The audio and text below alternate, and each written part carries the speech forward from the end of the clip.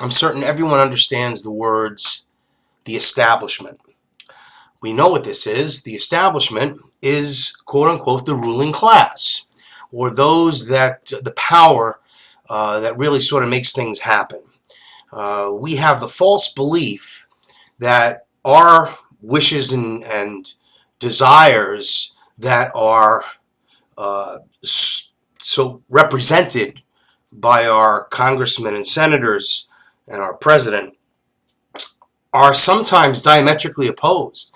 In fact, over the last 50 years, they have been.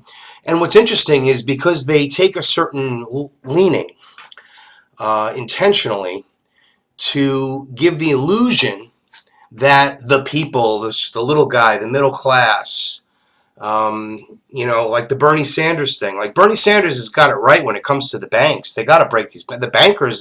That's the interesting thing about this New World Order, that it's so right in your face, but you have to dissect it.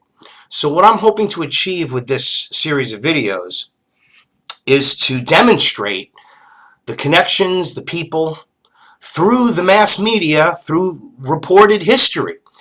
Past is prologue, and those that forget the past are condemned to repeat it. And there have been many clues, many signs in the last 10 years, 15 years. So I'm going to catalog these events that will, I believe, illuminate you to what the establishment is. Now, when they say the establishment, you're basically just talking about the ruling class. And it is not these billionaires like Donald Trump. Donald Trump is a peasant to these people. We must understand there are trillionaires, and then there are the billionaires. The trillionaires hide their assets through foundations and corporations and shells and all sorts of different things.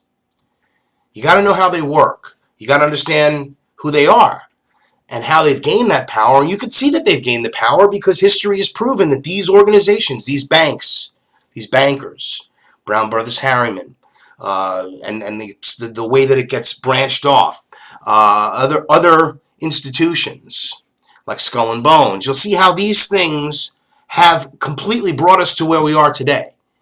And with this push towards socialism, Bernie Sanders is looking really good, but it's not good. No, socialism is not good. No.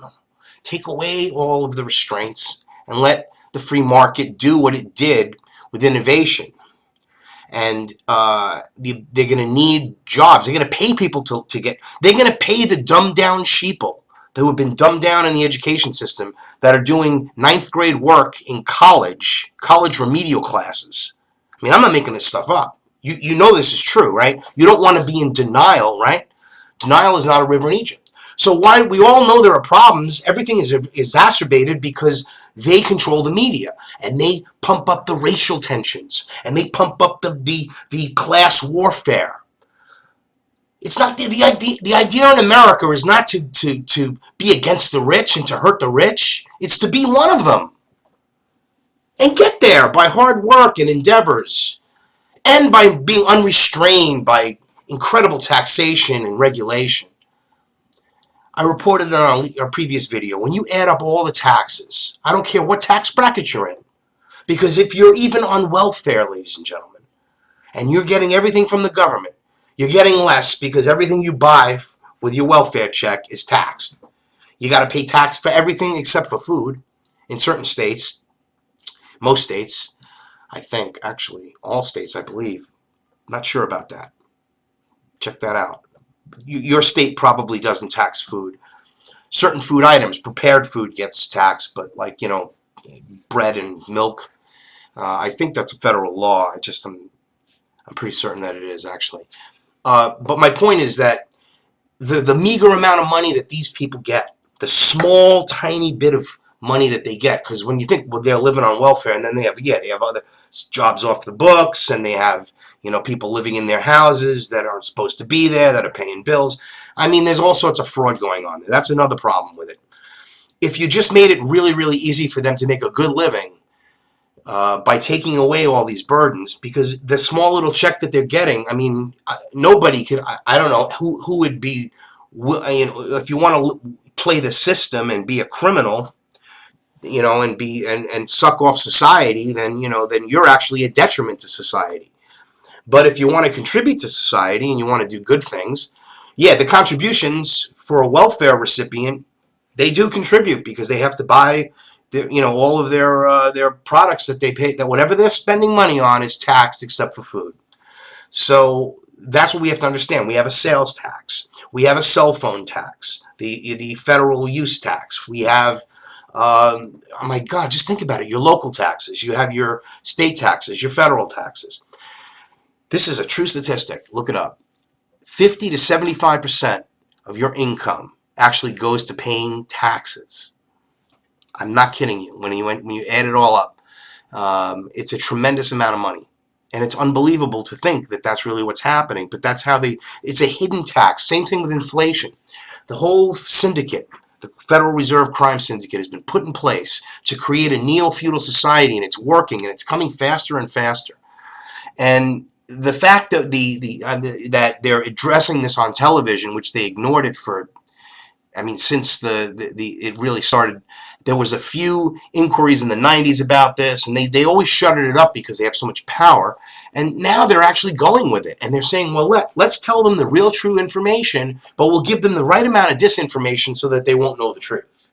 Like any of these shows about the Illuminati or any of these shows about the Freemasons, it's way deeper than that. They're leaving a lot out. And they're also giving it a tilt to like sort of like dismiss it because they're channeling it with aliens. Alien everything. The Alien Channel is what they should call the History Channel. Ancient alien history. That's what it is. Everything is like, was Jesus an alien? You know, everything was, you know, I mean, if you've watched this at all, and this is continuous, and it gets more and more new shows like Lucifer. I mean, this is like moving fast. For those that are awake and know what's going on, you're like shaking your head and saying, I can't believe what's going on. And if you're not, and this is like new information that I'm hoping that you're having an open mind to, because only closed-minded fools don't look at both sides of the story, don't weigh both issues, don't take the time to realize that what they think might be true might not. And it's not your fault. I mean, it's the system's designed to deceive you. And if you're too narcissistic to believe that you can't be deceived, and you're too egotistical to think that you're above that, you're part of the problem. All right? Because if you don't understand what's going on, I'm going to show you. I had planned another closing message, but I feel compelled to say what I'm about to say. Now, I risk sounding like a conspiracy theorist, but it's no longer a theory. What I'm about to say is fact. The secret organizations of the world power elite are no longer secret. They have planned and are now leading us into a one-world communist government. The combining of national governments started with the European Union. That union started with trade agreements, then a common currency, the euro, and now a European Parliament that is feverishly passing laws that override the laws of the member nations.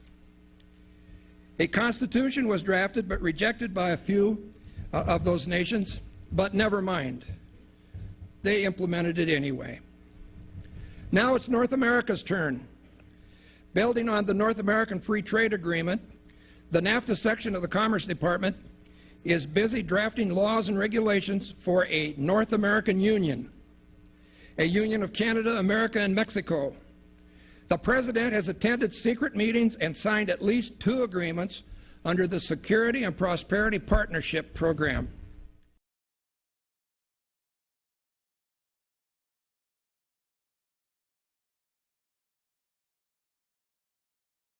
Dnešní systém rozhodování v Evropské unii je něčím jiným než historií prověřenou a v historii osvědčenou klasickou parlamentní demokracií.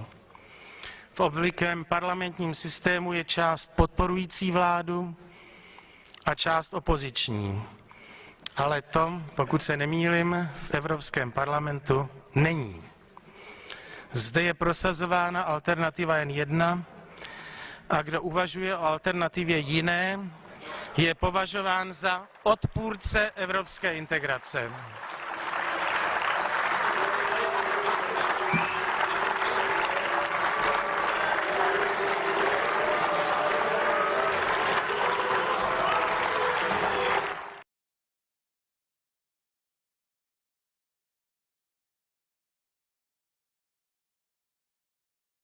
dieses Europäische Parlament eine wichtige Institution ist.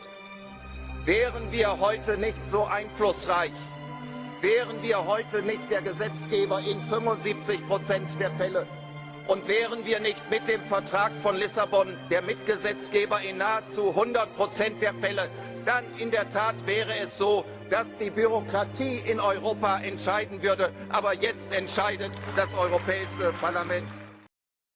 No one's ever told us before the fact that 75% of the laws by which we live every year aren't made in Westminster, aren't made by the MPs we vote for, they're made by these Brussels institutions. Literally everything, from whether our local post office is going to close to a collection of bins, is decided here in Brussels. And it's the story that nobody wants you to know.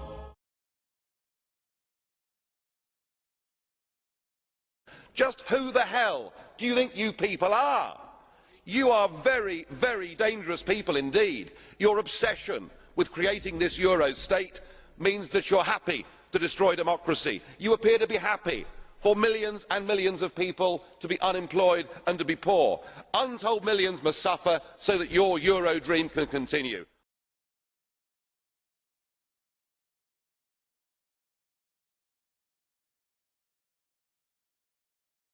France wishes to participate, not to give grand speeches or give lectures, but to lead a troubled world into a new era of world governance.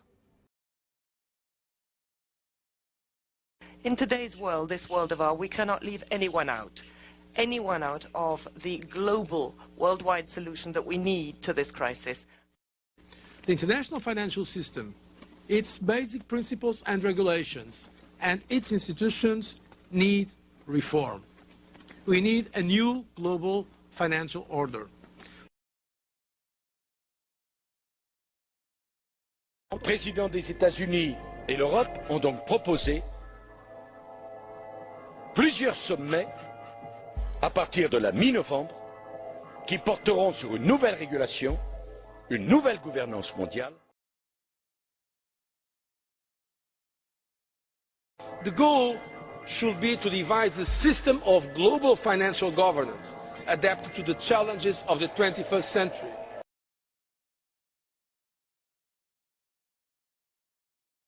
(2009) is also the first year of global governance, with the establishment of the G20 in the middle of the financial crisis. The climate conference in Copenhagen is another step towards the global management of our planet.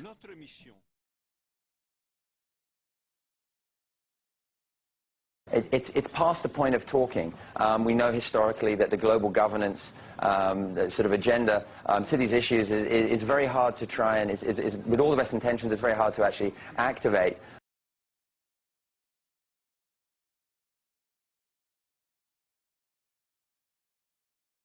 Today we must develop federal structures on a global level to deal with world problems. We need a system of enforceable world law, a democratic federal world government. Good evening and congratulations, Walter, on receiving the World Federalist Association's Global Governance Award.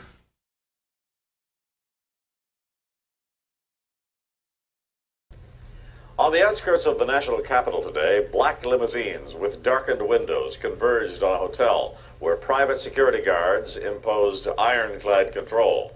The limos carried royalty, political power brokers, and industrial titans to a secret meeting that will last all weekend. It's known as the Bilderberg Group. Could their objective be world domination?